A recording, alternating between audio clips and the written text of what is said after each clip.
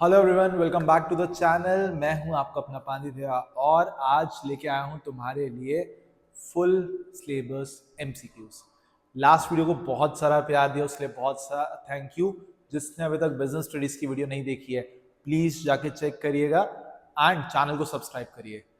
अभी हम लोग स्टार्ट करेंगे क्लास 11th के आपके पूरे सिलेबस में अकाउंट्स के सारे इंपॉर्टेंट एमसीक्यूज। ठीक है, तो बिना टाइम वेस्ट किए आओ फटाफट स्टार्ट करते हैं।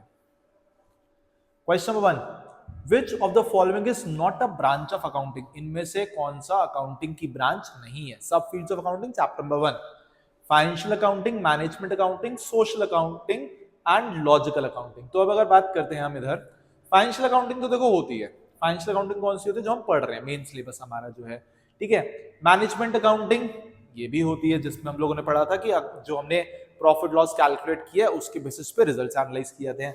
Social accountability, social responsibility accounting जो होती है वो सोशल वेलफेयर के लिए किए हुए एक्सपेंसेस का रिकॉर्ड मेंटेन करती है।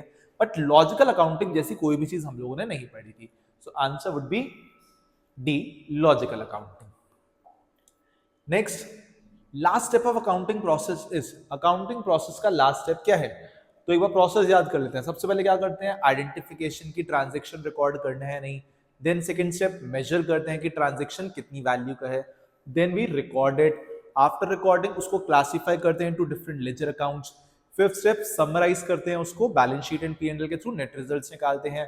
उसके बाद एनालिसिस एंड इंटरप्रिटेशन, उसको एनालाइज करते हैं रिजल्ट्स क्या रहे, and at the end the last step is to communicate that information to different users. So last of accounting process, first option here, providing information to various parties who are interested in business enterprise. So answer would be A. ठीक है, moving ahead, the term sales is used only for sales of, जब हम word बोलते हैं sales, ठीक है, जब केवल वर्ड सेल्स बोला है तो हम किसके सेल की बात कर रहे हैं? Item in which we are dealing. अगर हम डील कर रहे हैं फर्नीचर में तो फर्नीचर बेस्ड में हम वर्ड यूज करेंगे सेल। स्टेशनरी में डील कर रहे हैं, स्टेशनरी बेस्ड टाइम हम वर्ड यूज करेंगे सेल। तो the goods in which you are dealing, so the answer would be D. Assets की बात नहीं है, इन्वेस्टमेंट्स की बात नहीं है। जब हम वर्ड सेल्स की बात कर रहे हैं तो sales means sales of good, ना कि कोई और एसेट। ठीक है, तो सेल्स जब भी यूज होगा it is about sales of goods. Next, closing stock is shown in financial statement at cost price or realizable value, whichever is less, because of which principle? देखिए, जितनी फिक्स्ड एसेट्स होती हैं, fixed assets record होती हैं at their historical cost because of cost concept. Fixed asset जो आप बेच नहीं रहे हो, हिस्टोरिकल कॉस्ट कंसेप्ट कॉस्ट पे रिकॉर्ड होगी। But the thing in which you are dealing, जो आपके गुड्स हैं जिनको आप सेल करने वाले हो within a period of time, उनको रिकॉर्ड करते हैं एट कॉस्ट और realisable value whichever is less. कौन सा प्रिंसिपल लगता है जिसमें हम फ्यूचर में होने वाले लॉसेस रिकॉर्ड करते हैं? कौन सा होगा? देखो, अकाउंटिंग पीरियड क्या कहता है, the whole life should be broken into smaller parts, तो ये नहीं हो सकता। गोइंग कंसर्न कहता है बिजनेस लंबे समय तक आपका चलता रहेगा, there is no need to shut down the business in a longer period of time, we are assuming this, तो ये भी नहीं हो सकता। कॉस्ट और प्रूडेंस बचा, तो अभी क्या बताया था, कॉस्ट कब यूज होगा? जब फिक्स्ड एसेट्स की बात हो रही होगी। प्रूडेंस या फिर इसको हम और क्या बोलते हैं, कंजर्वेटिज्म। ठीक है, प्रूडेंस और कंजर्वेटिज्म जो है, it states that cost closing stock will be shown at realisable value और cost price whichever is less. Which of the following is not a fundamental accounting assumption? तीन assumptions थे, कौन कौन से? Going concern, consistency और accrual। ठीक है, GAC, going concern, accrual and consistency, ये तीन बेसिक फंडामेंटल अकाउंटिंग असम्पशंस हैं। बट प्रूडेंस जो है वो आपका, ठीक है, this will be your answer. Prudence जो है वो इन तीनों का पार्ट नहीं है, वो बेसिक असम्पशन है। It is a convention, it is a convention, it is not an assumption, it is a convention of accounting.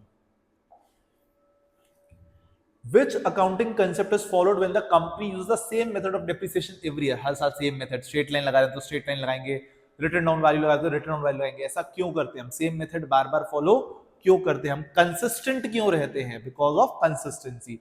ठीक है, फुल डिस्क्लोजर क्या होता है? Same, full disclosure is basically आपको सारी इंफॉर्मेशन जो है डिस्क्लोज करनी है which can affect someone decision. Matching means same years income which should match with same year expenses. Conservatism, prudence अभी बात करी, फ्यूचर में होने वाले लॉसेस हम रिकॉर्ड करते हुए चलेंगे। But consistency means to remain consistent और to use the same policies again and again. चाहे वो मेथड ऑफ डेप्रिसिएशन सेम आप बार बार यूज कर रहे हो, इन्वेंट्री वैल्यूएशन आप बार बार सेम यूज कर रहे हो, anything which you are using same again and again, that will come under consistency. Which basis of accounting is accepted under generally accepted accounting principles GAAP? इसके अंदर कौन सा बेसिस एक्सेप्ट होता है? तो आंसर इज एक्रूअल बेसिस। क्या होता है accrual basis? When transactions are recorded when they become due, यानी कैश ट्रांजेक्शंस भी रिकॉर्ड होते हैं और क्रेडिट ट्रांजेक्शंस भी रिकॉर्ड होते हैं।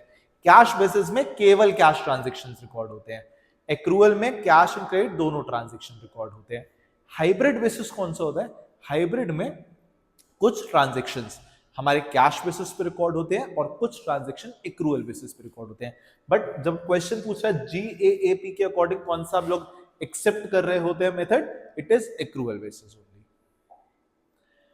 Next, assets may be valued under Indian accounting standards on, answer will B both historical cost and fair value depending upon various type of assets. ठीक है, पुराने हमारे जो अकाउंटिंग स्टैंडर्ड्स हैं उनके अकॉर्डिंग हम हिस्टोरिकल कॉस्ट लिखते हैं, but as per Indian accounting standards it is both historical cost and fair value. Which principle states that revenue should be recognized when it is earned regardless of its when it is received? कौन सा principal ये कह रहा है revenue तब record करोगे जब वो कमा लिया, ना कि कब उसका पैसा मिल रहा है। ठीक है, अब यहां गलती होती है, रेवेन्यू पड़ा, रेवेन्यू रिकॉग्निशन आंसर होना चाहिए, ऑप्शन ही नहीं दिया रेवेन्यू रिकॉग्निशन। तो अब क्या होगा, यहां पे कह रहे हैं कब रिकॉग्नाइज करेंगे कि अब ये ड्यू हो गया तो हमें रिकॉर्ड करना है। ठीक है, व्हेन इट इज अर्न, जब कमा लिया है, रिगार्डलेस अभी उसका कैश मिला है नहीं मिला, यानी कि ट्रांजैक्शन ड्यू होगा तो रिकॉर्ड करेंगे भले ही पेमेंट मिला है या नहीं मिला। तो इट इज नॉट मैचिंग। ठीक है, it is not conservative. Matching क्या होता है? एक ईयर के साथ इनकम के साथ एक ईयर का एक्सपेंस। कंजर्वेटिव में लॉसेस रिकॉर्ड करना। मनी मेजरमेंट, केवल वो ट्रांजैक्शन रिकॉर्ड होंगे जो मनी की वैल्यू में है। Answer is accrual. Transaction should be recorded when it becomes due irrespective whether cash has been received, paid or not. 10th, which of the following limitation of accounting states that accounts may be manipulated to show a better position than the actual position? कौन सा limitation ये कहता है कि accounts ऐसे manipulate भी हो सकते हैं कि ज्यादा अच्छी सिचुएशन शो हो जाए, खराब नहीं, जितने हालात में है। ठीक है, हालात लग रहे हैं कि सर आएंगे नंबर केवल और केवल 30, बट कॉन्फिडेंस पूरा, अरे बहुत बढ़िया पेपर हुआ है, कुछ गलत नहीं होगा, अटेम्प्ट ही नहीं किया, मैंने बताया नहीं, ये बात तो बताया नहीं, अटेम्प्ट 30 किया, 30 पूरा सही होगा। बट बता क्या रहा हूं कि पेपर में गलत कुछ नहीं हुआ, क्योंकि गलत वाला मैंने अटेम्प्ट नहीं किया। तो हमने क्या किया, बात जो वहां पे थी वो डिस्क्लोज नहीं करी, अपनी पोजीशन एक बेटर कंडीशन में शो करी। This is known as window dressing, manipulation to show accounts in a better situation. तुम लोग चिंता मत करो, तुम में से किसी का 30 नहीं आएंगे, पूरा पढ़ के जाएंगे, 80 आउट ऑफ 80 सब स्कोर करोगे। और एमसीक्यूज पे तो मेरा प्रॉमिस है कहीं भी तुम्हारे 20 से कम नहीं रहने दूंगा। चलो आगे देखें। 100 क्वेश्चंस लाया हूं, बट वो 100 की जगह आपके 300-400 बन जाएंगे, क्योंकि हर एक पॉइंट को बहुत डिटेल में डिस्कस कर रहे हैं। इतना ज्यादा कंसेप्ट क्लियर हो जाएगा कि पूरा पेपर बढ़िया होगा, और साथ साथ 12th के लिए बहुत कंसेप्ट आ जाएंगे। 11th क्वेश्चन देखो, विच basis of accounting gives a more accurate picture of financial performance? इनमें से कौन सा बेसिस ऑफ अकाउंटिंग ज्यादा एक्यूरेट पोजीशन देगा? तो it is always accrual basis. ठीक है, कैश बेसिस में कभी भी प्रॉपर कंडीशनिंग आपको पता नहीं चलेगी, सिंगल एंट्री तो इनकम्प्लीट रिकॉर्ड्स हैं, मिक्स बेसिस में भी आपके पास पूरी इंफॉर्मेशन नहीं आ रही है। So it is always accrual basis जो आपको एक्यूरेट पोजीशन बताती है किसी बिजनेस की। नेक्स्ट है असर्शन दिया है, purchase of machinery on credit increases liability and decreases asset. अगर मशीन खरीदी क्रेडिट पे, ठीक है, मशीन खरीदी है ऑन क्रेडिट, तो उससे लायबिलिटी बढ़ेगी, बिल्कुल बढ़ेगी, और एसेट डिक्रीज होगी, ये तो नहीं होगा। उधार पे मशीन खरीदी तो मेरे क्रेडिटर्स बढ़े, अग्रीड, बट मशीन एक एसेट बढ़ रही है ना, तो ये तो हो नहीं रहा है, ये हो रहा है बट ये नहीं हो रहा, तो assertion is false. Buying machinery on credit reduce cash and increase creditors. अगर मैंने मशीनरी क्रेडिट पे खरीदी तो उससे कैश कम क्यों होगा? कैश में तो कोई फर्क ही नहीं पड़ेगा, क्रेडिटर्स बढ़ेंगे, अग्रीड, तो ये भी फॉल्स, असर्शन भी फॉल्स और रीजन भी फॉल्स। तो answer is D, both assertion and reason are false. When a trader sell goods on credit, he prepares. When a trader sell goods on credit, हमने उधार पे सामान बेचा, कैश मेमो नहीं बनाएंगे, कैश फ्लो बनाते हैं when we sell goods on cash basis. Receipts जो हमारे पास पेमेंट आएगा कहीं से, डेबिट नोट कब बनेगा, जब हमने कुछ रिटर्न किया होगा. So answer is invoice. ठीक है, invoice is prepared when we sell goods on credit basis. Name the source document send to supplier when a business return goods. हमने गुड्स वापस किए तो हम क्या बनाएंगे, डेबिट नोट. हमें क्या मिलेगा बदले में, क्रेडिट नोट. ठीक है, जब याद रखो, जब भी तुम मॉल में अपने कोई कपड़े खरीदे हुए रिटर्न करने जाओगे शोरूम में, कि हमें समझ में नहीं आ रहा, साइज पसंद नहीं आ रहा, व्हाटसोएवर, आपने सामान वापस किया तो आपको हमेशा क्रेडिट नोट देते हैं. तो याद रखना, जब भी तुम वापस करोगे तुम्हें क्रेडिट नोट मिलेगा, यानी तुम बदले में क्या बना के दोगे उनको, डेबिट नोट बना के दोगे. सो हम जब रिटर्न करते हैं तो हम डेबिट नोट बनाते हैं, और हमें मिलता क्या है उसके अगेंस्ट में, क्रेडिट नोट मिलता है. Document of correct recording of transaction is. ठीक है, कौन सा डॉक्यूमेंट यूज होता है for correctly recording a transaction. चलो चेक करें. सोर्स डॉक्यूमेंट क्या होता है, जहां जो ओरिजिन, जहां आपका ट्रांजेक्शन स्टार्ट हुआ वहां का प्रूफ होता है कि ट्रांजेक्शन हुआ था. तो ये रिकॉर्डिंग के लिए तो नहीं है. जर्नल रिकॉर्डिंग का डॉक्यूमेंट नहीं है. जर्नल इज दैट बुक जहां रिकॉर्ड किया था, तो ये भी आंसर नहीं है. Invoice and bill again source documents ही होते हैं, तो ये भी आंसर नहीं है. The answer is voucher. Voucher is a document which is used to help in recording the transactions. ठीक है, तो वाउचर होगा आंसर इस क्वेश्चन का कि किस डॉक्यूमेंट के बेसिस पे हम ट्रांजेक्शंस रिकॉर्ड कर सकते हैं. Which book is called Book of Original Entry? सबसे इजी क्वेश्चन, बहुत बार पढ़ लिया, सबसे ज्यादा चैप्टर पूरे साल भर में पढ़ा है, जिसके कंसेप्ट बार बार यूज किए हैं. आंसर वही है, ओरिजिनल बुक, सबसे पहली बुक जर्नल. ठीक है, अच्छा नेक्स्ट. ऑन इंटरस्टेट यानी कि outside the state, when we are dealing with some other state, purchase of goods. ठीक है, which of the following GST is levied. अगर हमने गुड्स खरीदे हैं दूसरी सिटी से, दूसरी स्टेट से, तो कौन सा जीएसटी लगेगा, इट विल बी आईजीएसटी. ठीक है, दूसरी स्टेट से खरीद रहे हो तो आईजीएसटी, और अपने ही स्टेट में अगर आप परचेज सेल कर रहे हो तो it will B state GST, यानी एसजीएसटी एंड सेंट्रल जीएसटी यानी कि सीजीएसटी. तो answer will B A. A furniture merchant used 2 chairs for his office use. Furniture merchant ने 2 चेयर अपने ऑफिस यूज के लिए यूज करी, तो अब बताइए कौन सा अकाउंट क्रेडिट होगा. जर्नल एंट्री याद कर लू जरा. मैंने फर्नीचर मैं फर्नीचर में डील कर रहा हूं, मैंने अपनी दुकान का फर्नीचर यानी अपने गुड्स यूज कर लिया अपने ही ऑफिस में as a furniture. My furniture is increasing, furniture account तो डेबिट हो जाएगा. क्रेडिट क्या होगा, डिक्रीज क्या हो रहा है, हमने जो गुड्स हमारे थे, गुड्स डिक्रीज किए. गुड्स मींस जो हमने परचेज किया होता सामान, वो विड्रॉ करके उसको बिजनेस में री इन्वेस्ट, मतलब बेसिकली हमने अपने ही गुड्स को एसेट की तरह यूज करना शुरू किया. सो आप अकाउंट क्रेडिट करोगे purchase account. So answer will B purchase account. गलती हो जाती है, पढ़ते नहीं है. डेबिट करने को पूछा है या क्रेडिट करने को. डेबिट होगा फर्नीचर अकाउंट, क्रेडिट होगा परचेज.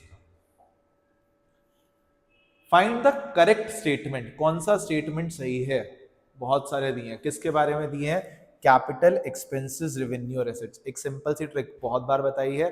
ठीक है, एक बार फिर से याद करते हैं. एक्सपेंसेस एंड एसेट्स बढ़ेंगे तो डेबिट, कम होंगे तो credit.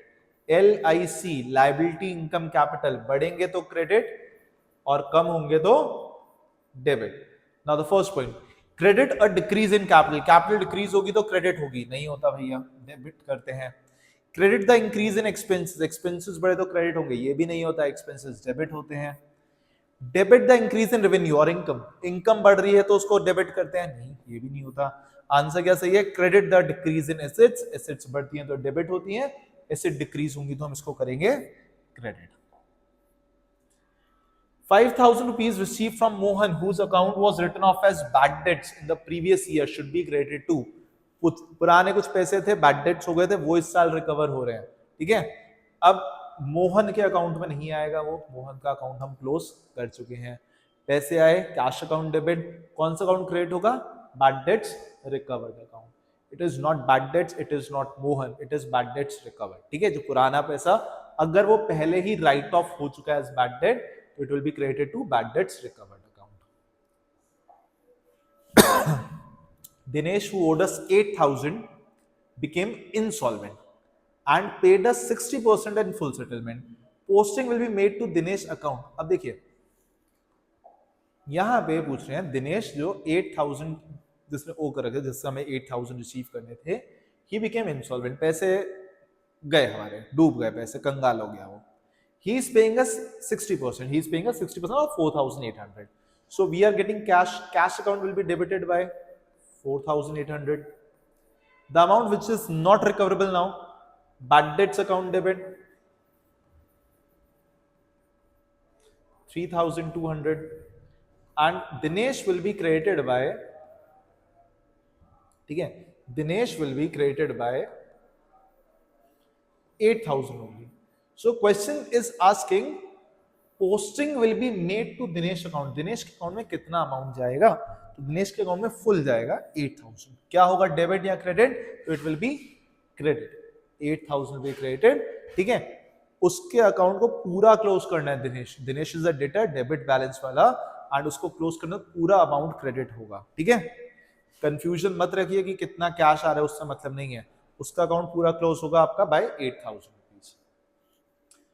Which of the following is a contra entry? कौन सी होती है जिसमें पैसे कैश और बैंक दोनों अकाउंट को हमारे कैश बुक में अफेक्ट कर रहे हो?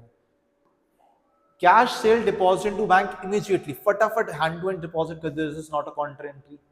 Check received and deposit to bank on the same day, this is again not a contra entry क्योंकि हमने हैंड टू हैंड जमा कर दिया. कैश डिपॉजिट टू बैंक, हमारे पास जो ऑलरेडी बैंक हमारे ऑफिस में कैश था अवेलेबल, वो हमने बैंक में डिपॉजिट किया. कैश रिड्यूस होगा, बैंक बैलेंस इंक्रीज करेगा, तो it is a contra entry. The owner of the firm records his medical expenses firm income statement. Indicate the principle that is violated. Owner ने अपना personal medical bill firm के income statement में दिखा दिया. बहुत मक्कारी करी, कह रहा है मैं अपने बिजनेस के खर्चा बढ़ा दूंगा. कौन सा प्रिंसिपल वायलेट हो गया?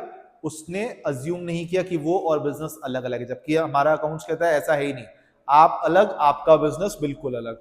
सो he is not following business entity concept which states that owner and business should be separate person. Cost concept अभी पढ़ा था, एसेट्स रिकॉर्ड करने के लिए होता है कि एसेट्स को रिकॉर्ड करेंगे उनकी हिस्टोरिकल कॉस्ट पे. प्रूडेंस क्या था? फ्यूचर में होने वाले लॉसेस को रिकॉर्ड करेंगे.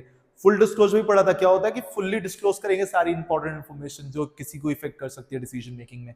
Answer here is business entity concept. Owner and business should be separate. Owner के पर्सनल एक्सपेंसेस कौन से अकाउंट में आएंगे, कमेंट में बताना.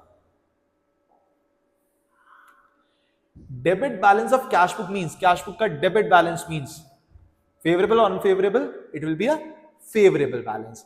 कैश बुक का debit balance shows a favourable balance यानी कि पॉजिटिव बैलेंस.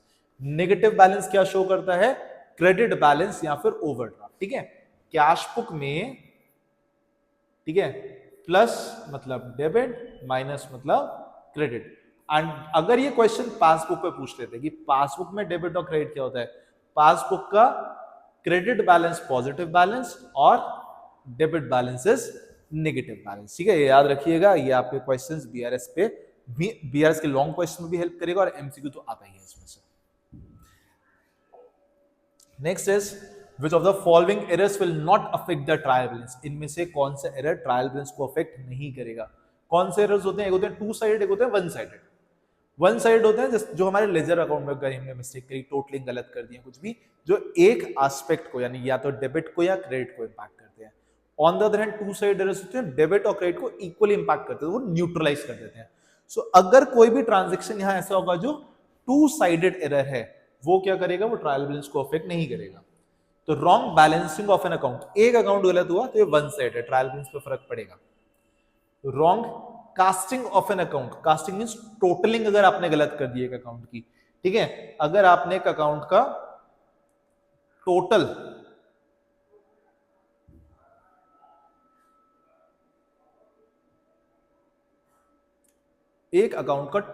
जो है वो गलत कर दिया, तो एक अकाउंट का टोटल गलत हो रहा है, ये भी ट्रायल बैलेंस को अफेक्ट कर जाएगा. ठीक है, omission of an account from the trial balance. Trial balance में एक अकाउंट का टोटल नहीं लिखा, तो एक का नहीं लिखा ना, अफेक्ट कर जाएगा.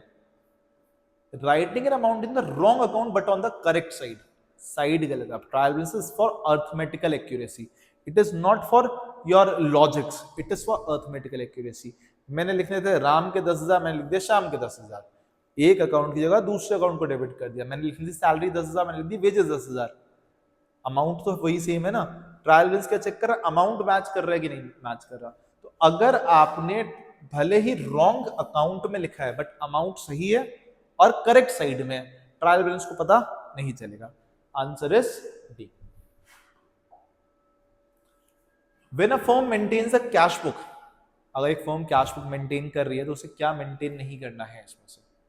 जर्नल प्रॉपर करना पड़ेगा, किस लिए होता है? बचे कुछ ट्रांजेक्शन्स के लिए। Purchase book credit purchase of goods के लिए बनानी पड़ेगी। Sales book credit sales of goods के लिए बनानी पड़ेगी। ये तीनों तो बनानी पड़ेगी, but bank and cash account and ledger बनाने की अलग से रिक्वायरमेंट नहीं है, क्योंकि cash book serve as a journal as well as a ledger. तो ये दोनों अकाउंट्स हम लोग तब नहीं बनाते हैं if we are maintaining cash book. Purchase return book records, purchase return book means we are returning goods to the buyer, ठीक है, टू द सप्लायर, जिससे हमने सामान खरीदा, we are returning goods to the supplier. तो क्या record करेगा ये? Purchase return, return of cash purchase से मतलब नहीं है, क्रेडिट सेल से मतलब नहीं है, रिटर्न ऑफ गुड्स सोल्ड किए, बट कौन से वाले? जो आपने क्रेडिट पे परचेज किए हैं। Purchase return book records those goods which we are returning to the supplier, which we have brought on credit, which we have bought on credit. Only those goods are recorded in purchase return book. Closing entries are recorded in cash book में केवल cash transactions होते हैं, नहीं होगा। Laser में accounts maintain होता है, recording नहीं होती, पोस्टिंग होती है, नहीं होगा। बैलेंस शीट तो एट द एंड जाके फाइनल रिजल्ट्स हमें डिस्क्लोज कर रही है, नहीं होगा। Journal proper records, opening entry, closing entry, adjustment entry, rectification entry, सारी जितनी एंट्रीज हैं, these all are recorded in journal proper only. Ramesh, a dealer of television, sold an old furniture to Rafiq for 3,000 on credit. Identify the day book to record the transaction. ठीक है, Ramesh dealer है किसका? Television का, ठीक है। बेच क्या रहे हैं? फर्नीचर। गुड्स की बात नहीं हो रही है, ठीक है। किसको बेचा है? रफीक को बेचा है, ऑन क्रेडिट बेचा है। कैश पे सेल करते तो कैश बुक होती, ठीक है, नहीं है। गुड्स सेल्स करते तो सेल्स बुक होती। परचेज तो कुछ किया ही नहीं है, परचेज बुक का तो मतलब ही नहीं है। So a credit sale of asset और a credit purchase of asset, both of these items are recorded in journal proper only. Next, a business received its bank statement showing the closing balance of 8,500 overdrawn. It is found that there were unpresented checks of 2,000, uncredited deposit of 1,500. Overdraft as per cash book is numerical आ गया, MCQ में आ जाता है। देखो BRS का एक numerical बहुत simple तरीके से साइड में छोटा सा प्लस माइनस का कॉलम बना लो। आपको दिया गया बैंक स्टेटमेंट का balance, bank statement means passbook का बैलेंस गिवन है, ठीक है। पासबुक का क्लोजिंग बैलेंस है 8,500 ओवरड्रॉन, नेगेटिव बैलेंस है 8,500, ठीक है। It is found that there unpresent cheque of 2,000। Unpresented cheque मतलब हमने इशू किए होंगे, लोगों ने उसका अभी तक पेमेंट नहीं लिया है। हमारे अकॉर्डिंग माइनस, देखो जब भी पासबुक का बैलेंस दिया हुआ है तो जो हमने किया सब बिल्कुल सही है, बैंक वालों को कुछ नहीं आता, सब हमें आता है। हमारे अनप्रेजेंट चेक हम तो माइनस कर चुके हैं ना, हमने कह दिया हमारे पास से पैसे लेगा इंसान, तो हमने कह दिया तो कह दिया, तो 2,000 हमारे अकॉर्डिंग पेमेंट हो गए, तो 2,000 बैंक को भी माइनस कर लेने चाहिए चुपचाप। एंड अनक्रेडिटेड डिपॉजिट ऑफ 1,500 हमने जमा किए, बैंक ने जमा नहीं किए। ऐसे कैसे जमा नहीं किए? हम तो कहेंगे हमने लिख दिया, तो आप भी प्लस कर लीजिए, बस दो ट्रांजेक्शंस थे, टोटल कर लो। Here it is 1,500, here it is 10,500, so the difference is 9,000 on the negative side. So overdraft will be 9,000 as per cash flow. Bank reconciliation statement is prepared with a balance of, cash book से भी बना सकते हो, passbook बना सकते हो, तो it is either cash book और पासबुक, दोनों मेथड चाहिए। Which of the following transaction result in higher balance in bank column of cash book in comparison of passbook? इनमें से कौन से ट्रांजेक्शन की वजह से कैश बुक में ज्यादा पैसे दिखेंगे और पासबुक में कम पैसे दिखेंगे? Check issued but not present for payment, हमने चेक इशू कर दी तो हमने तो माइनस कर दिया, तो हमारे पास पैसे कम दिखेंगे, ये आंसर नहीं हो सकता।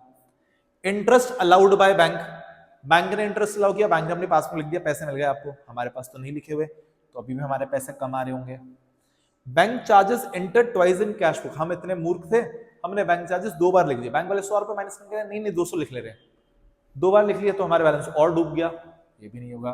सो answer will be cheque paid into bank for collection but not credit. हमने लिख दिया 20,000 रुपए जमा कर दिया अकाउंट में, उन्होंने बैंक वालों ने प्लस नहीं किया तो उनके अकाउंट में 20,000 कम शो होंगे, हमारे रिकॉर्ड्स में 20,000 एक्स्ट्रा शो होंगे। So it will give us a better condition और it will give a higher bank balance, ठीक है, जो कि आपके बैंक अकाउंट में अभी रिफ्लेक्ट नहीं हो रहा है।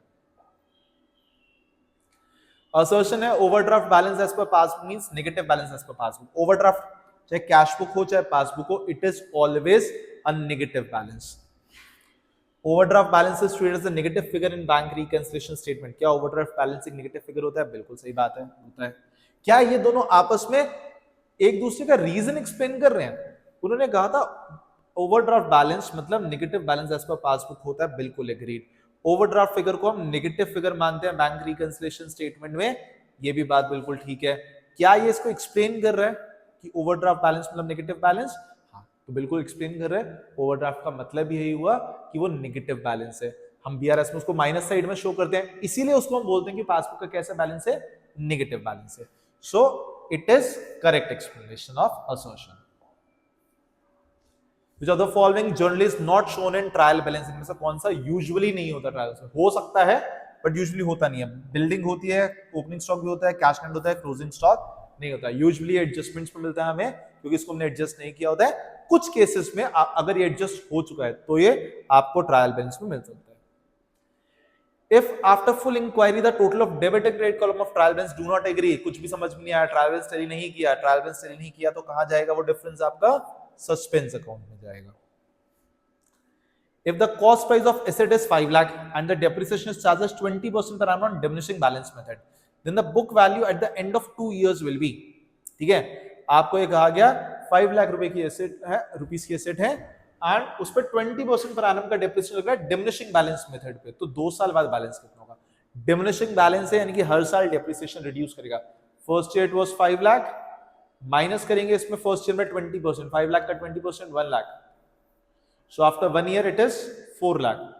next year फिर 20% वैल्यू कम होगी, but this time we will calculate 20% on 4 lakh, so 20% of 4 lakh is 80,000. answer is 3,20,000. A. which of the following is not a feature of straight line method? straight line method, original cost method, fixed installment method, all are the same thing, which means same rate of depreciation हर साल charge करना है। Amount of depreciation same every year होता है। Book value become zero eight the end of life, बिल्कुल हो जाती है। It is simple method, ठीक है, this is also true. Scrap value is zero, scrap value करते हैं स्ट्रेट लाइन मेथड में, हमें डेप्रिसिएशन कैलकुलेट करना है, हर साल सेम डेप्रिसिएशन आएगा, एग्रीड। बुक वैल्यू लास्ट में जीरो हो सकती है, बिल्कुल हो सकती है, ठीक है, सिंपल मेथड है, बट स्क्रैप वैल्यू जीरो होगी कंफर्म थोड़ी है। स्क्रैप वैल्यू 10,000 20,000 क्वेश्चन में कुछ भी मिल जाती है, रियल लाइफ में कुछ भी हो सकती है स्क्रैप वैल्यू। तो स्क्रैप वैल्यू अगर है तो उसकी कुछ वैल्यूज आएगी, स्क्रैप वैल्यू अगर नहीं है तो वैल्यू नहीं आएगी, तो ये कंफर्म चीज नहीं है, ठीक है। Scrap value zero, this is not a feature. Scrap value हो भी सकती है और नहीं भी सकती है, जीरो भी हो सकती है, जीरो के अलावा कुछ और भी हो सकती है, so it is not a feature of straight line method. Any reserve which is not apparent on the face of balance sheet is known as, ऐसा कोई भी reserve which is not disclosed by the balance sheet, जो disclose नहीं हो रहा वो कौन सा हो जाएगा? Secret. Which of the following statement are correct about a provision? Provision के लिए कौन सी बातें सही हैं? Provision are charge against profit of an enterprise, होते हैं। Provision are created out of divisible profit, नहीं होते। ये चार्ज है डिविजिबल प्रॉफिट से, इनका लेना देना, डिविजिबल प्रॉफिट से बनते हैं अप्रोप्रिएशंस यानी कि रिजर्व्स बनते हैं, कोई लेना देना नहीं है। Creation of provision are not necessary for a business, this is not at all true. Provisions maintain करना कंपल्सरी, रिजर्व्स आर ऑप्शनल, अगर प्रॉफिट है तो बनेगा वरना नहीं बनेगा। Provisions are created to meet a known liability, this is true. Provisions are created only to meet known liability, the amount of which is not known, ठीक है। तो फर्स्ट सही है, फोर्थ सही है, answer will be D. Provision is a dash against profit, अभी dash का तो हमने पढ़ ही लिया, charge, it's a charge against profit to meet कौन सी लायबिलिटीज थी? Known unknown, for known liabilities, answer is D. ठीक है, it is a charge against profit to meet known liabilities, unknown के लिए रिजर्व्स बनते हैं एंड वो अप्रोप्रिएशंस होते हैं, ठीक है। The term amortisation is used to write off intangible assets, ठीक है। टैंजिबल एसेट्स के लिए वी यूज डेप्रिसिएशन, इनटैंजिबल के लिए we use amortisation and wasting assets के लिए we use the word depletion, ठीक है। For tangible it is depreciation and for intangible asset it is amortization. A machine is purchased on 1st April 2021 for 1,80,000. Expenses incurred on installation is 30,000. The residual value at the end of expected useful life of 5 years is estimated at 10,000. The amount of depreciation under straight line method will be. Straight line method का depreciation हमें निकालना है यहाँ पे straight line method के through. Depreciation का formula original cost minus scrap value upon estimated life. So the cost is 180 plus 30, ठीक है, it is 2,10,000 minus residual value, scrap value, residual value is 10,000 divided by expected life is 5 years. So it is 2 lakh divided by 5. So the depreciation that we will charge annually is 40,000 rupees. Answer is option number B, 40,000 rupees. Original cost of asset is 2,50,000, salvage value is 10,000, useful life is 8 years. The rate of depreciation, देखो पिछले question में हमने depreciation निकालना सीखा, क्या करा, original cost में scrap value minus करेंगे, लाइफ से डिवाइड कर लेंगे, डेप्रिसिएशन आ जाएगा। तो पहले इतना तो कर लेते हैं। यहाँ पे भी हमारे पास जो डेप्रिसिएशन आएगा, ओरिजिनल कॉस्ट कितनी है 2,50,000 माइनस स्क्रैप वैल्यू कितनी है 10,000 divided by life is 8 years. 2,50,000 minus 10 divided by 8, 2,40,000 divided by 8 और दिस इज 30,000. तो डेप्रिसिएशन निकालना is clear to everyone. Now we have to find the rate of depreciation. Rate of depreciation कैसे निकलता है, depreciation upon original cost into 100. So we will divide 30,000 by 2,50,000 into 100. ठीक है, 4, 3 into 4 is 12. Answer is 12%. ठीक है, clear हो गया. पहले डेप्रिसिएशन निकालोगे, डिवाइड करोगे उसको ओरिजिनल कॉस्ट से, मल्टीप्लाइड बाय 100, आंसर आ गया हमारा यहाँ पे 12%. Agreement of trial balance is affected by, agreement means trial balance का टोटल, टैली कर रहे तो एग्रीमेंट, नहीं कर रहे तो डिसएग्रीमेंट. कब होगा डिसएग्रीमेंट, ठीक है, एग्रीमेंट कब होता है, जब तक दोनों की बातें बराबर चल रही हैं, दोनों की तरफ से गलती है, मेरी भी गलती है, तुम्हारी भी गलती है, बात सेटल हो गई. डेबिट गलत है, क्रेडिट गलत है, बात सेटल हो गई. एक साइड अगर गलत है और एक साइड सही है तो बात सेटल नहीं होगी. तो अगर वन साइडेड एरर है तो ट्रायल बैलेंस अफेक्ट होगा, अगर टू साइड एरर है तो ट्रायल बैलेंस अफेक्ट नहीं होगा. Which of the following is not an error of principle? Error of principle क्या था कि हमने कैपिटल एक्सपेंडिचर को रेवेन्यू एक्सपेंडिचर, रेवेन्यू को कैपिटल मान लिया, या हमने कोई पर्सनल आपका एक्सपेंस था उसको बिजनेस एसेट शो कर दिया, मतलब कोई सा भी अकाउंटिंग प्रिंसिपल आपने अगर वायलेट किया है. So purchase of furniture debited to purchase account, this is an error of principle. Asset फी एक्सपेंस शीट हो गया, error of principle. Repair on overhauling of second machinery purchase debited to repair account. Second machine repair कराई है, capital expenditure होना चाहिए था, आपने उसको रिपेयर में दिखाया, अपने revenue expenditure, again principle fault पे है. Cash receive from Manoj posted to Saroj, ठीक है, मनोज से पैसे मिला, सरोज को कर दिए, इसमें प्रिंसिपल गलत नहीं हो रहा है, इसमें क्या है आपने अकाउंट गलत डेबिट या क्रेडिट किया है. Here there is no problem regarding charging a capital expenditure as a revenue expenditure, revenue expenditure as a capital expenditure. ठीक है, so answer B C. Sale of old car credit to sales account, again you have sold in old car, this is a capital asset which you have charged to sales account as a revenue receipt. तो जहां पे capital और revenue का problem चल रहा है वो principal का एरर है, बट यहाँ पे मनोज के पैसे सरोज के अकाउंट में लिख दिए, this has nothing to with that revenue and capital concept. Answer हो जाएगा सी. अगला असर्शन रीजन, फिर से distinction between capital and revenue expenditure is necessary for preparing cash book. Capital expenditure और रेवेन्यू एक्सपेंडिचर से कैश बुक को फर्क पड़ता है? कोई नहीं पड़ता। कैश बुक में क्या होता है, जितने पैसे आ रहे हैं लेफ्ट में लिख दो डेबिट साइड में, जितने पैसे जा रहे हैं व्हाट्सएवर यू आर पेइंग, जितने भी जा रहे हैं चाहे वो रिपेयर पे जा रहे हो चाहे वो मशीन पे जा रहे हो, सब किधर साइड में, क्रेडिट साइड में रिकॉर्ड कर देते हो। तो कोई लेना देना नहीं है, कोई डिस्टिंक्शन नहीं चाहिए हमें कैश बुक बनाने के लिए। Distinction between capital and expenditure is required for preparation of P&L, this is very correct. क्यों? Revenue expenditure trading and profit and loss account में आता है, ठीक है, बट जो कैपिटल एक्सपेंडिचर जो आपने एसेट्स परचेज करी है that go to balance sheet. So assertion here is false but the reason is true. Answer is D. Next, choose the correct chronological order of ascertainment of the following profit. सबसे पहले क्या निकालते हो? Gross profit, फिर क्या निकालते हो? Operating profit, फिर क्या निकालते हो? Net profit. Answer is third one.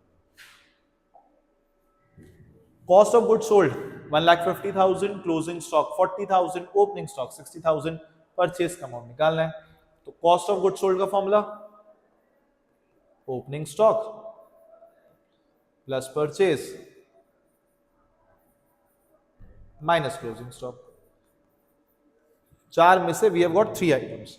We have got cost which is 1,50,000, we have got opening stock which is 60, we have got purchases which are, oh we have not got purchase, we have to find the purchase, and the closing stock is 40,000, so it will be 20 minus हो गया उधर जाके, answer will be 1,30,000. Which of the following is an example of capital receipt? Capital receipt कौन सी होती है? जो fix assets या फिक्स लायबिलिटीज को हमारे चेंज करे। Sale made by the firm, regular income है, रेवेन्यू रिसीट्स।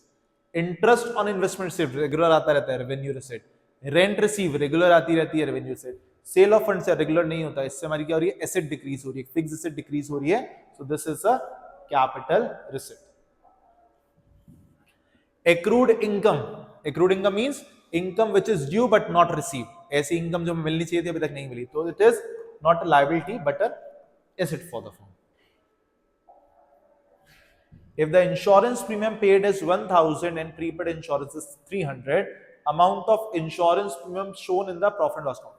तो एक चीज समझो, profit and loss account matching principle follow करता है, यानी कि इस साल की इनकम और इस साल के एक्सपेंसेस चाहिए मुझे केवल।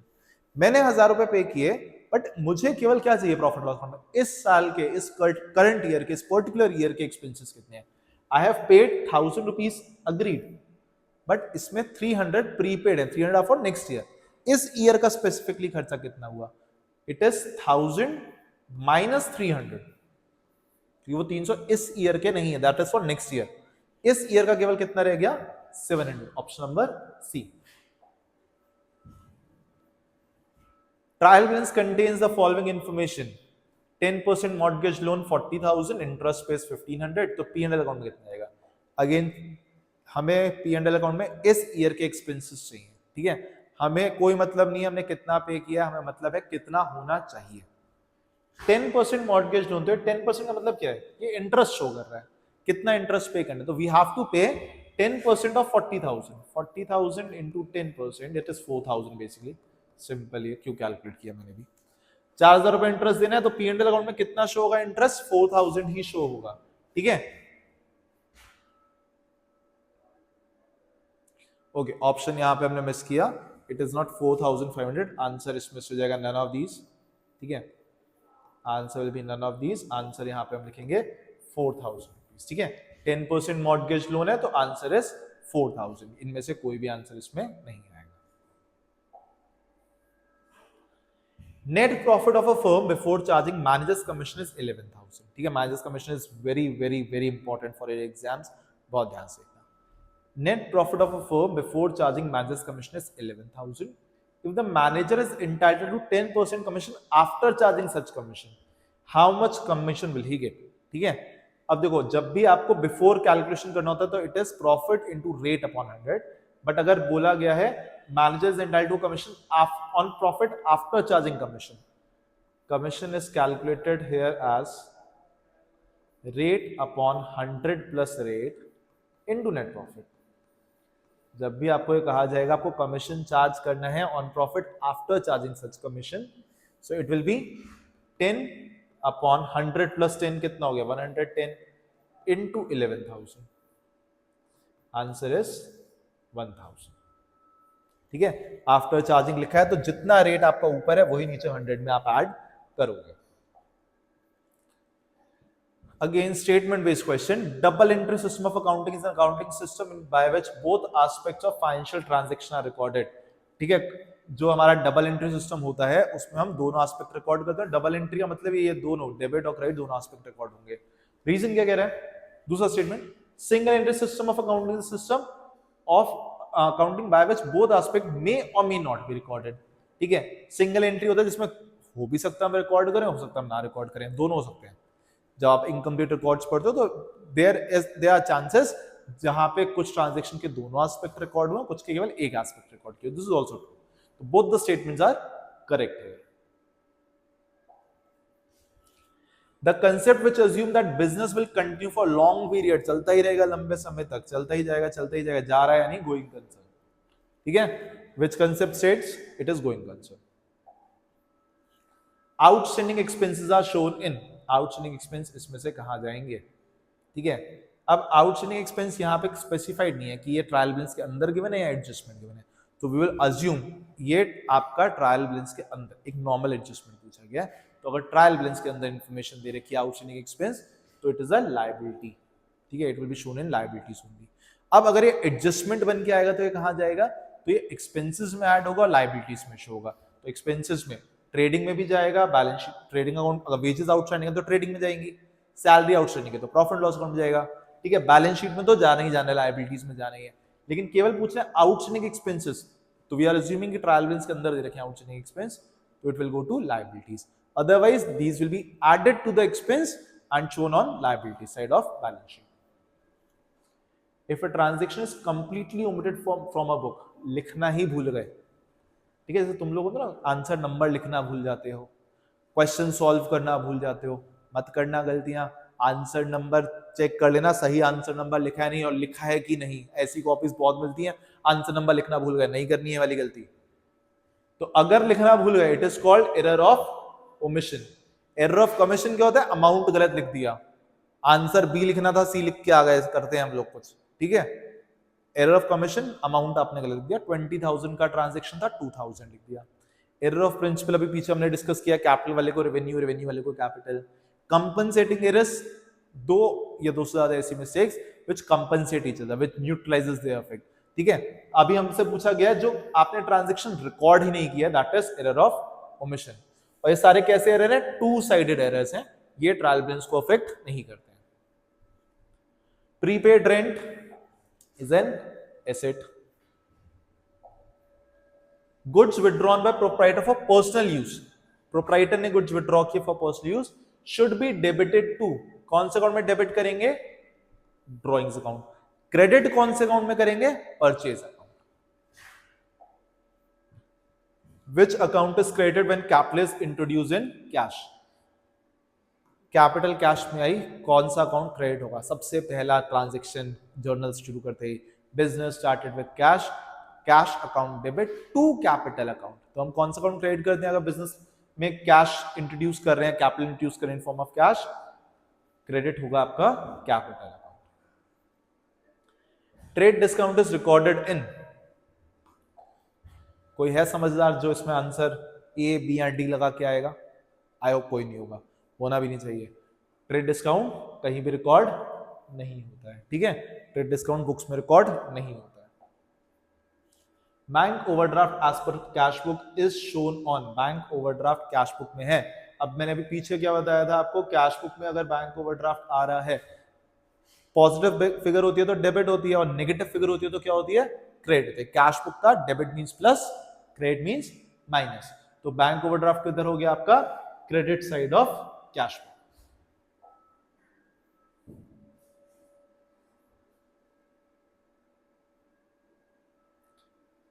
Which of the following is a real account? Real account जो रियल में एग्जिस्ट करते हैं, जो बेसिकली बिलोंग करते हैं आपकी एसेट्स को। Most of the assets are real account. Wages expenses हैं, नॉमिनल अकाउंट हो जाएंगे। कमीशन सैलरी एक्सपेंसेस हैं, सब नॉमिनल अकाउंट हो जाएंगे। Furniture is an asset.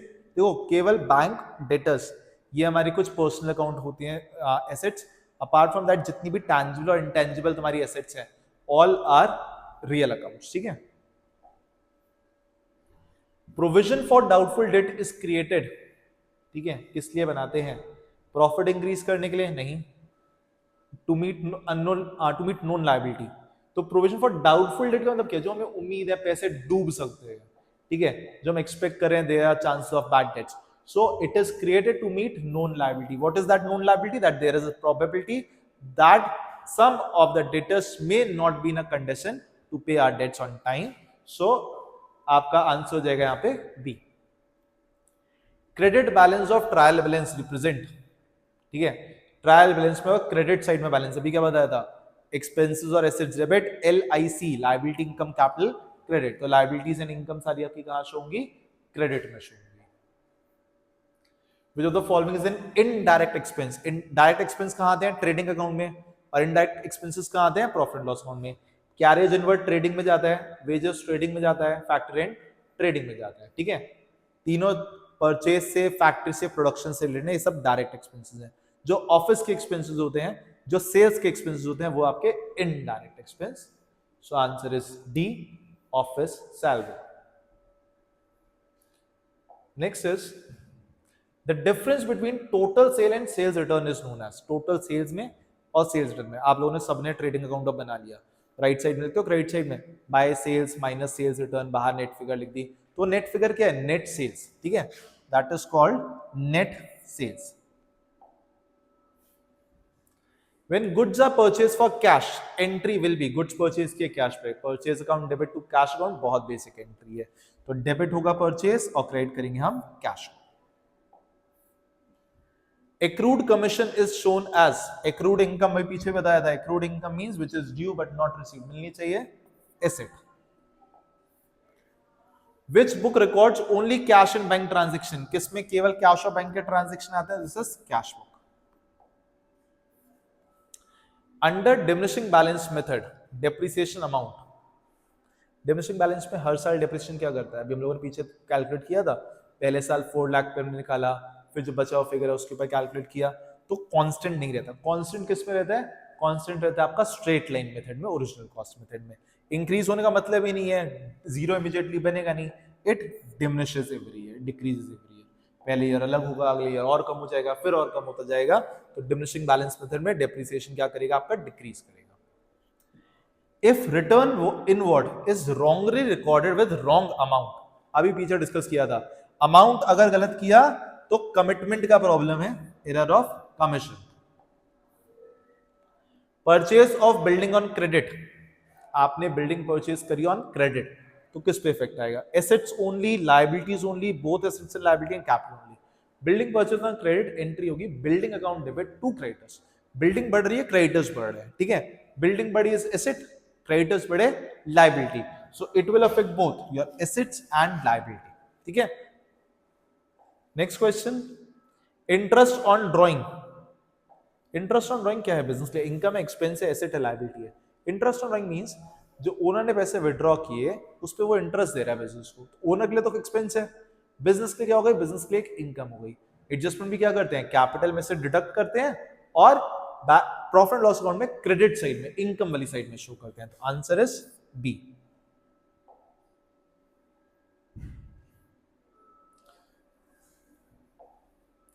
Next is which statement is correct about revenue expenditure? Revenue expenditure जो regular वाला हमारा एक्सपेंस है, इट इंक्रीजेस अर्निंग कैपेसिटी, नहीं, it maintains the earning capacity, it does not increase earning capacity. Capital expenditure increase your earning capacity. It is recurring in nature. Recurring means it occurs again and again and again. So this is correct about revenue expenditure कि recurring है। ये assets में show नहीं होता, ये कहाँ show होता है? Profit and loss account में या trading account में, ठीक है। It is not charged to P&L, तो this is also incorrect. So what is correct? It is recurring in nature. Next is which account is prepared to find gross profit? Gross profit निकालना है तो simple सा है, बहुत questions किए होंगे आप लोगों ने प्रैक्टिस, ट्रेडिंग अकाउंट। अच्छा, प्रॉफिट एंड लॉस अकाउंट से क्या निकल के आता है? इससे निकलता है नेट प्रॉफिट, ठीक है। बैलेंस शीट से क्या पता चलता है? Balance sheet tells us about our financial position and cash book shows our cash and bank balance.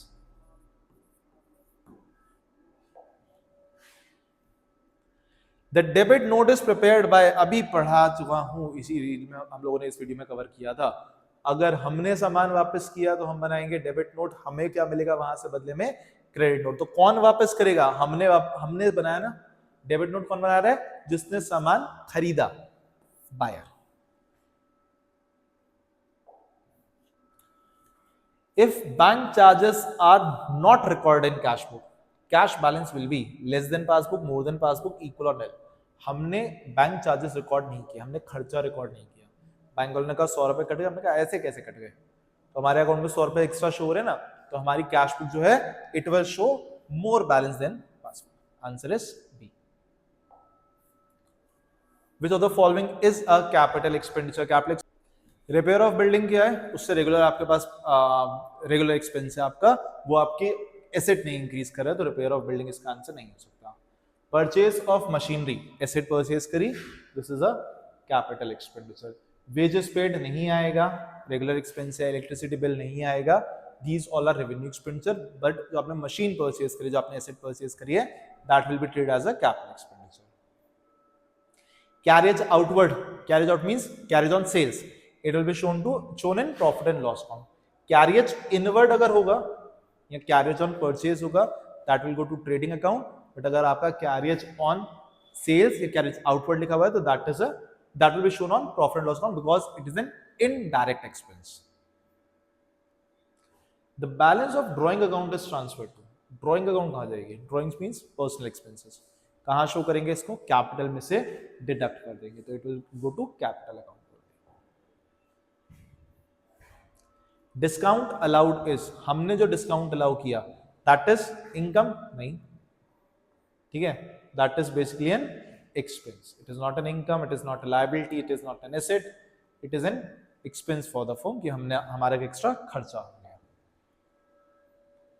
If depreciation is not recorded, depreciation अगर रिकॉर्ड नहीं हुआ तो profit will be understated, overstated, correct और नल. डेप्रिसिएशन क्या होता है? Income या expense? Expense होता है. अब एक्सपेंस अगर रिकॉर्ड नहीं हुआ तो क्या होगा? हमारे खर्चे कम शो हो रहे हैं, खर्चे कम होंगे तो प्रॉफिट ज्यादा शो हो जाएगा. तो आप प्रॉफिट्स विल बी ओवरस्टेटेड. 10,000 का एक एक्सपेंस अगर लिखने से रह गया तो प्रॉफिट में 10,000 ज्यादा अमाउंट शो हो रहा है, so it profit are overstated. The following is a fictitious asset. Fictitious means जो imaginary asset है, or which is some losses which are being carried forward from the previous years, जिससे हम amount realise नहीं कर सकते, जो realisable value नहीं रखते हैं, जिनको बेसिकली सिंपल भाषा में समझो, जिनको आप बेच नहीं सकते, बेच के पैसे नहीं मिलेंगे. गुडविल बेच के पैसे मिल जाएंगे, पेटेंट बेच के पैसे मिल जाएंगे, मशीनरी बेच के तो पैसे मिल ही जाएंगे, बट प्रीलिमिनरी एक्सपेंसेस जो हैं वो हमारे पुराने लॉसेस हैं, जो अभी पुराने एक्सपेंसेस जो हम टाइम के साथ राइट ऑफ करेंगे. सो ये आपके क्या हो गए? Fictitious asset. Loss by fire of good is transfer to, कौन से अकाउंट में जाएगा? Loss by fire. Loss by fire क्या है? एक्सपेंस है, ठीक है. डायरेक्ट है या इनडायरेक्ट? प्रोडक्शन से कोई डायरेक्ट लेना देना थोड़ी है, it is an indirect expense and actually it is a non operating expense. अब नॉर्मल लॉस है, रेगुलर नहीं होने वाला है, it will go to profit and loss account. Bad debts कहां शो होंगे? प्रॉफिट एंड लॉस अकाउंट में, ये भी ठीक है. बैलेंस शीट से कोई मतलब नहीं है, बैलेंस शीट में डेटर्स जाते हैं. ट्रेडिंग अकाउंट में आपके सारे डायरेक्ट एक्सपेंस जाते हैं, वहां भी कोई मतलब नहीं. कैश बुक से कोई मतलब ही नहीं है, पैसे आ ही नहीं रहे हमारे, so it will go to profit and loss account. Next, in a trial balance the total of debit side is 2,50,000, ठीक है. यानी कि डेबिट साइड में the total is 2,50,000. On credit side it is 2,48,000. कितना डिफरेंस आ रहा है? 2,000. अब कौन सा डिफरेंस है? 2,000 डेबिट का या क्रेडिट का? डिफरेंस आपका सही आ गया, आंसर 2,000 है. अब डेबिट बोलोगे या क्रेडिट, हमेशा याद रखना हम लोग जिधर का टोटल ज्यादा होता है वही वर्ड यूज करते हैं. सो इट इज 2,000 डेबिट, ठीक है. Difference is 2,000 debit, excess debit. Which concept requires expenses to be match with related revenue. Match करना है तो यानी कि सीधी बात है, मैचिंग की ही बात हो रही है यहाँ पे। A cheque receive from debtor but not yet deposit will be recorded in. ठीक है, एक चेक रिसीव किया आपने डेटर से बट अभी डिपॉजिट नहीं किया, तो उसको रिकॉर्ड कहाँ करेंगे? कैश बुक में, पासबुक में, दोनों में या कहीं भी नहीं। हम कहाँ रिकॉर्ड करते हैं? चेक हमने अगर रिसीव किया डेटर से बट डिपॉजिट नहीं किया है, ठीक है, तो कैश बुक में ये रिकॉर्ड होगा। Increase in provision for doubtful debts. Provision for doubtful debts बढ़ गया, प्रोविजन बढ़ गया यानी हमारे एक्सपेंसेस जो है वो वहां पे इंक्रीज कर रहे हैं। ठीक है, अगर आपका प्रोविजन इंक्रीज कर रहा है, अच्छा एक्सपेंस इंक्रीज करेगा, एसेट या लायबिलिटी या इनकम, कंसेप्ट समझते हैं। प्रोविजन हो देगा, प्रोविजन आर लायबिलिटीज की, हमारा फ्यूचर में ऐसा लॉस हो सकता है। तो अगर लायबिलिटी और बढ़ गई हमारी, ठीक है, तो it is basically an increase in liability of the business. Provision बढ़ना, लायबिलिटी बढ़ना। बैड डेट्स बढ़ रहे हैं तो एक्सपेंसेस बढ़ेंगे। प्रोविजन फॉर बैड डेट्स बढ़ेगा तो it is an increase in expense, sorry increase in liability. Which item appears only in balance sheet. Balance sheet में क्या जाएगा इनमें से? केवल बैलेंस शीट में आती है एसेट्स, लायबिलिटीज और कैपिटल। वेजेस नहीं जाएंगी बैलेंस शीट में, सेल्स नहीं जाएगी बैलेंस शीट में, परचेजेस नहीं जाएंगी, debtors will go to balance sheet. Answer is C. Net loss is transfer to. Net profit जहां जाता है वहीं नेट लॉस जाएगा। नेट प्रॉफिट कहां जाता था? कैपिटल में प्लस करते थे, so net loss will also be deducted from capital account only. Cost of goods sold is equals to opening stock plus purchase. वैसे इसमें क्या ऐड करते हैं? और plus direct expenses, but minus क्या करते हैं? Closing stock. ठीक है, opening stock plus purchase plus direct expenses minus closing stock. Question number 94 क्या पूछ रहे हैं? विच of the following, which system of accounting gots only cash and personal account. इसमें पूरी इंफॉर्मेशन नहीं मिल रही है। तो डबल एंट्री में क्या होता है? सारे अकाउंट्स हम मेंटेन कर रहे होते हैं, प्रॉपर रिकॉर्ड्स मेंटेन करते हैं। बट सिंगल एंट्री में क्या होता है? हम पूरे रिकॉर्ड्स थोड़ी मेंटेन करते हैं। सिंगल एंट्री वाले अकाउंट्स अगर आप देखोगे तो हम लोग रिकॉर्ड करते हैं, हाँ भैया इनको इतना पैसे देने हैं, इनसे इतने पैसे लेने हैं, इतने पैसे आ गए, इतने पैसे चले गए। तो ये सब रिकॉर्ड जो इनकम्प्लीट रिकॉर्ड्स होते हैं, these are in single entry system. ठीक है, और डबल एंट्री में क्या होता है? सब चीजों का आपको प्रॉपर रिकॉर्ड मिल जाता है। ठीक है, डन। चलो नेक्स्ट देखते हैं। A machine costing 2 lakh is depreciated at 10% per annum on diminishing balance method. What will be its book value at the end of 3 years? एक मशीन 2 लाख की 10% डेप्रिशिएट हो रही है। ठीक है, firstly it was 2 lakh minus 20,000, first year 10% value कम हो गई 20,000, बचा 1,80,000। फिर 10%, देखो 10% के लिए कुछ नहीं करना होता है, एक जीरो कम कर लिया करो राइट साइड से। अगेन डेप्रिसिएशन लगा 18,000, 1,62,000। अगेन डेप्रिसिएशन लगा 10%, 3 इयर्स तक बोला है ना, 16,200।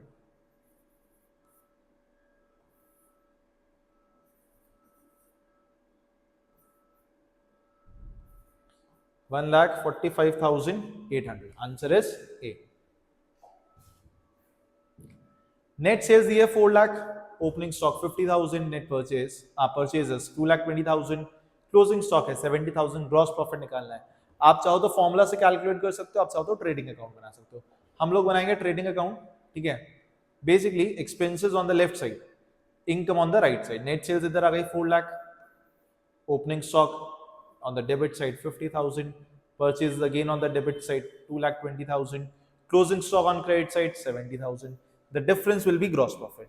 Here the total is 470. ठीक है, सेल्स और क्लोजिंग स्टॉक क्रेडिट साइड में आ गई, इनकम और बचे आपके ओपनिंग स्टॉक, परचेज इधर आ गए। इधर 470 आ रहा है, इधर भी 470 आना चाहिए। आ कितना रहा है इधर? केवल 2,70,000 आ रहा है इधर 2,70,000। डिफरेंस कितना हो गया? 2 लाख का हो गया। This 2 lakh is your gross profit that you have earned during this year. Okay, next debtors are 1 lakh, existing provision is 3,000, new provision required है 5%। तो P&L अकाउंट में कितना जाएगा? प्रॉफिट लॉस अकाउंट में। डेटर्स 1 लाख के हैं, ठीक है, डेटर्स हमारे 1 लाख के हैं, 5% प्रोविजन मींस 5,000 का प्रोविजन होना चाहिए। 5% मींस 5 लाख का प्रोविजन होना चाहिए, बट हमारा जो प्रोविजन है वो ऑलरेडी है हमारे पास। कुछ कितना अमाउंट ऑलरेडी है? 3,000 ऑलरेडी है। तो प्रॉफिट एंड लॉस अकाउंट में इस ईयर का एक्सपेंस कितना होगा? New provision 5,000, minus old provision कितना है पहले से हमारे पास 3000। सो इस बार कितना हमें नया प्रोविजन चाहिए होगा, केवल 2000 रुपीज का एक्स्ट्रा प्रोविजन बनाने की रिक्वायरमेंट है, यानी P&L profit and loss account में हम कितना अमाउंट डेबिट करेंगे, केवल 2000। Bank balance as per cash book, चलो 98 लास्ट 3 क्वेश्चन है, बहुत ध्यान से पढ़ेंगे, खत्म करेंगे। बहुत देखो इतने सारे कंसेप्ट हम लोगों को क्लियर कराने के पीछे पर्पस यही है, कोई भी क्वेश्चन इन कंसेप्ट्स के बाहर जल्दी जा ही नहीं सकता। आपके मेजॉरिटी जितने कंसेप्ट्स हैं वो सारे के सारे हमने इस वीडियो में कवर कर लिए हैं। होप सो बहुत बढ़िया रिजल्ट लेके आओगे, एमसीक्यूज तो गलत होंगे ही नहीं तुम्हारे। Bank balance as per cash book is 25,000, cheque issued but not present is 5,000। अच्छा हमें निकालना क्या, बीआरएस बनानी basically. Bank balance as per cash book दिया, पॉजिटिव होगा या नेगेटिव, इट इज पॉजिटिव, अगर कुछ स्पेसिफाइड नहीं है पॉजिटिव बैलेंस है 25,000। Cheque issued but not present form, जो कैश बुक का बैलेंस है बैंक वाले सही है, अब हमने सब गलत किया है, जैसा बैंक ने किया चुपचाप बिल्कुल वही फॉलो करेंगे। चेक इशूड हमने इशू किए बट प्रेजेंट नहीं हुए, हमने माइनस कर दिया, बैंक से कोई पैसे लेने नहीं गया, हमारे अकॉर्डिंग माइनस होना चाहिए बट बैंक में तो माइनस अभी तक हुए नहीं है, प्लस कर लीजिए।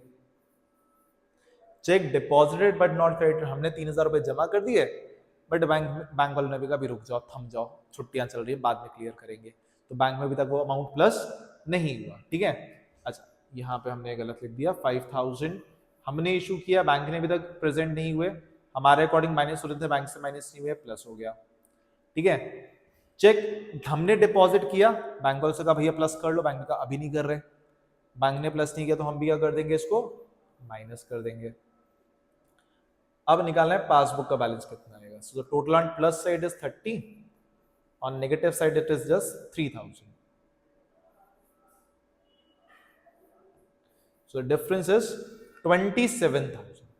तो पासबुक कितना बैलेंस शो कर रही होगी, 27,000 का बैलेंस शो हो रहा होगा।